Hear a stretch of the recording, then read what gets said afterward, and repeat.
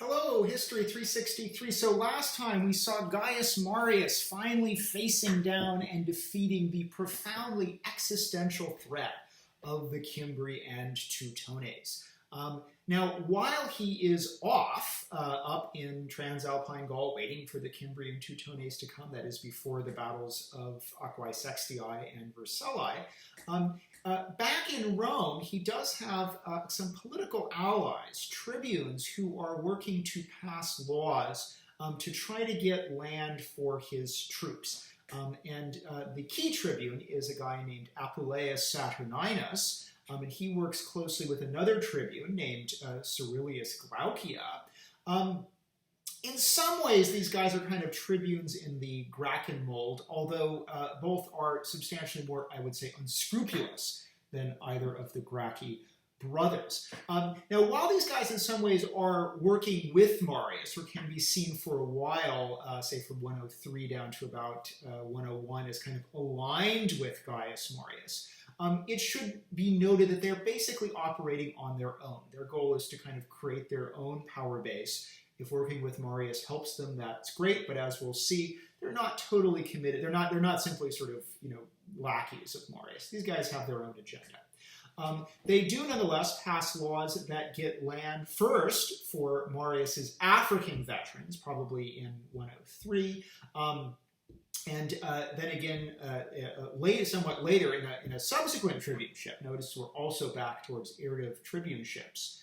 Somehow no longer problematic, even though this is what got Tiberius Gracchus killed.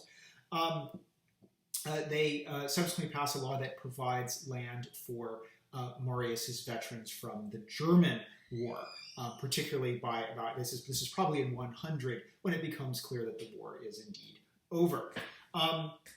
So on one hand, they're doing this for Marius. Now, I would stress this doesn't necessarily suggest that Marius's army is all proletarii who need land. There probably were some proletarii in the African army. There's actually no evidence that he took any proletarii with him to fight the Cimbri and Teutones, but land for discharged veterans is something that's always been part of Roman military redeployments, going at least back to the Second Punic War, where we know that huge amounts of land are distributed in Italy, especially to Scipio's veterans, and quite likely that's also the colonial allotments that we saw in the 4th and 3rd century. The guys who are getting it are soldiers who have served and would rather take a plot elsewhere rather than going back to their family's sort of small plot. Saturninus and Glaucia are doing this. They also decide to hop in to the politics of the standing courts, the quaestiones, particularly the quaestio de repetundis. So when we left off on this kind of great Roman political football, when Gaius Gracchus creates when Gaius Gracchus, the standing court had been created in 149, but Gaius Gracchus had put equestrians as the jurors, therefore giving this kind of increasingly prominent equestrian class something new to do. They can now judge senatorial magistrates accused of provincial misconduct. Now, in 106 BC, the consul Servilius Caepio had carried a law that transferred those courts back to the Senate. And this is, again, a somewhat aristocratic reactionary law. Now, unfortunately, Servilius Caepio turns out to be as a proconsul, he's the proconsul who is very much implicated in the defeat at Arausio. Indeed, he will subsequently be exiled for his incompetence, which gets tens of thousands of Roman and Italian soldiers killed. And of course, this fact probably discredits many things that Caepio has done, including his new law putting senators back in charge of the courts. So therefore, Servilius Glaucia carries a law that, very much supported by Saturninus, that returns the standing courts, the quaestiones, back to the equites. So they will now continue to be the jurors for those courts. Now, that being said, when Marius is finally back, when the Teutones are finally vanquished at Vercellae, and now Marius, really for the first time since 105, comes back to Rome and is actually now just the consul in Rome, tensions begin to rise up between Marius and people that he previously thought had been, really useful allies, right? These guys have passed laws that have gotten a lot of land for his soldiers, but clearly one of the things they're just trying to do is to try to build up kind of their own power base by passing laws that are seen as popular. Therefore, the tension sort of explodes when Glaucia wants to run for consul. Marius, and one thing about Roman elections is the standing magistrate presides over the election of his replacement when he's in Rome. And so Marius says, I won't allow Glaucia to run. To make matters worse, Saturninus then arranges for the assassination of one of his political rivals, who is clubbed to death. So here we now have political assassination as kind of part of a Roman election. And things get so out of hand that the Senate goes to Marius and says, we are going to pass a senatus consultum ultimum against Saturninus and Glaucia and their supporters. And Marius, now kind of has to pick. Does he side with guys who've been really helpful to him, or does he side with the Senate? And he picks the Senate, having, again, probably because of his own kind of political failings, let this situation explode out of control into violence. So Saturninus and Glaucia, they take refuge in of all places, the Roman Senate House. Marius surrounds the Senate House with a perimeter, and then those inside are killed when people go up onto the roof, strip the roof of its tiles, and then throw the tiles down upon them. So yet again, after Marius's triumphant victories, we have now a return of political violence, again directed against sort of populist tribunes of the plebs. This pattern continues.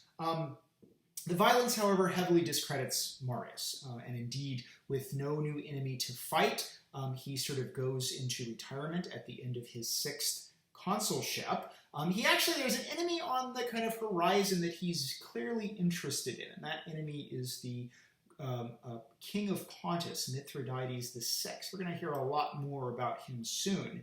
At this point, Mithridates is simply proving a strong king in his native Pontus with some local expansionary goals.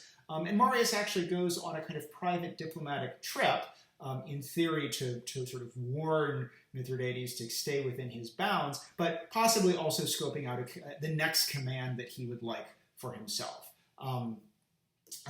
Meanwhile, in Rome, a real issue that arises is the Italian problem, the issue of how the Italian allies should be, relate to the Roman citizen body.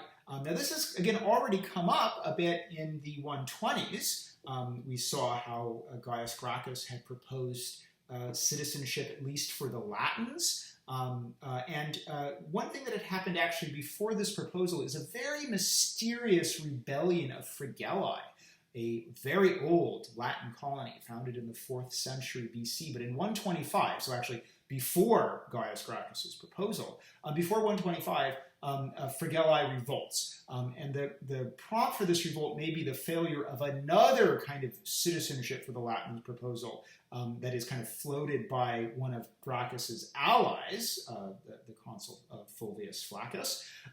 We just don't know too much about what Fregellae is about, other than the revolt is met with brutal violence. Fregellae is quickly captured and razed to the ground, and incidentally, the praetor at the time who does this is none other than Lucius Opimius. Fregellae somehow, there's a revolt of Fregellae, a Latin colony that is met with destruction, seems to kind of fit within the kind of broader narrative of the violence of the Gracchian struggles, but we just don't know that much about it. That's something I'd like to know a lot more about and just don't. But no, this has been an issue going back for a while, and again, kind of the Italian problem is on one hand aggravated by issues of land reform, since Italian socii actually are occupying a great deal of publicus. But it's also clear that as Italians, both Romans and Italians, particularly as they engage in the broader Mediterranean economy, there are simply some legal advantages to Roman citizenship that Italians increasingly would like to have. And some of those advantages may be things as simple as commercium, the ability to engage in ownership that's recognized under Roman law. Latins have it, but most Italians don't. And of course, perhaps other benefits that come from being a Roman citizen who can access, say, Roman magistrates in a way that even Italians, they're just not quite on the same level. It's notable that when both Romans and Italians go out in the provinces, the Greeks refer to them as Romanoi. So therefore, an Italian abroad feels very Roman. The Greeks call it, you're a Roman. And yet, when they return back, they're reminded that they are very much second-class partners. So there seems to be a growing kind of grievance of Italians now really starting to want Roman citizenship. And it seems that there are some attempts of Italians to fraudulently have themselves put on Roman citizen roles. It seems one potential way that you could do this is you're an Italian, you have a son who you'd like to get to be a Roman citizen. You do a kind of fictional sale of him as a slave to a Roman citizen. He's then immediately manumitted, and now as a freed person, he has Roman citizenship. At least that seems to be something that some Italians try to do. And so in 95 BC, a law is passed, the Lex Mucia, which basically seeks to create a standing court that will scrutinize the citizen rolls and try to prosecute Italians who have somehow found their way there. This law does nothing more than really create a lot of bad blood between Italians and they're Romans. The idea that such punitive action is being taken only reminds the Italians again that they're now junior partners in the Roman project. Now, in 91 BC, a new tribune is elected with a big reformist project. And that tribune is named Marcus Livius Drusus. And you might say, I've heard that name before. You have. His father was the Livius Drusus who had been put up as a kind of, stool against Gaius Gracchus, giving this kind of, offering a kind of implausible program of reforms to try to make Gracchus look pale in comparison, but is very much just a creature of the sort of oligarchic faction that dislikes the anti-Gracchus faction. His son, however, seems to be a much more sincere reformer, although still very much an aristocratic reformer. The Livii Drusi are a splendid noble plebeian family. But he has a series of reforms that he has in mind. One calls for more land distribution, so he proposes land distribution through both allotment and colonization. He also comes up with a reform to deal with the courts. And actually, before Drusus's tribuneship, a real scandal has erupted when a former consul, incidentally an enemy and rival of Marius, Rutilius Rufus, is wrongly convicted, by all accounts, wrongly convicted by the Quaestio de Repetundis, at this point staffed by Equites. And the basic issue was, as governor of Asia, he tries to crack down on the abuses of the publicani, the tax farmers. The Equites, remember the publicani are largely staffed and funded and run by Equites. So he tries to actually crack down on their basically ability to gouge the province. And as a result, the Equites are unhappy and therefore bring him up on bogus charges of corruption and wrongly convict him with a jury of Equites. So this isn't about the Equites having a say. This is about the corrupt businessmen basically managing to bring down a, by all accounts, very honest governor. Now, Rutilius Rufus kind of gets the last laugh. To prove his innocence, he says, all right, I'm going into exile. Guess where I'm going to go? Back to the province of Asia. He goes to Smyrna, where he lives out a retirement amongst the people that he had supposedly swindled, to show that they really like him.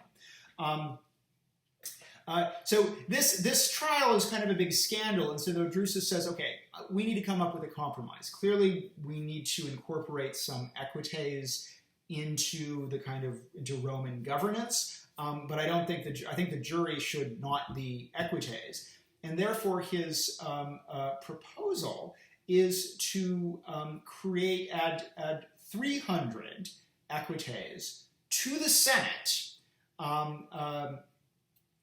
And then this enlarged Senate would provide the jurors. And of course, one problem with having senatorial jurors is it actually has a big burden on the still only roughly 300 senators. So this would create a larger Senate that would then provide the pool of jurors. Finally, Livius Drusus proposes citizenship for the Italians. And again, this seems to again be linked to his project of land reform, that this goes back to Italians are on the Agri Publicus. We're going to have to ask them to give up some of their Agri Publicus, but in return, we'll give them something that's also valuable to them, namely citizenship.